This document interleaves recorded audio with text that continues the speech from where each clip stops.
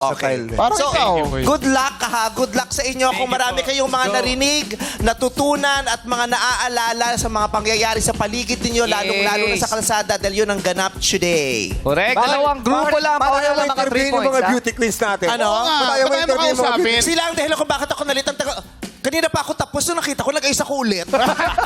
Dinoble check mo kasi Ayos na ako eh. Nung lumabas sabi ko, kulutin mo nga ako ulit. Parang kulang pa. Kayo tato kayo mga abala sa buhay ko. Oo, pagising ko naniwala akong I am enough. Nung nakita ko kaya, not so. No, you're more than enough. Kanina ka, friend. Nakita ko lang. Sleeveless ka lang eh. Nakita mo sila.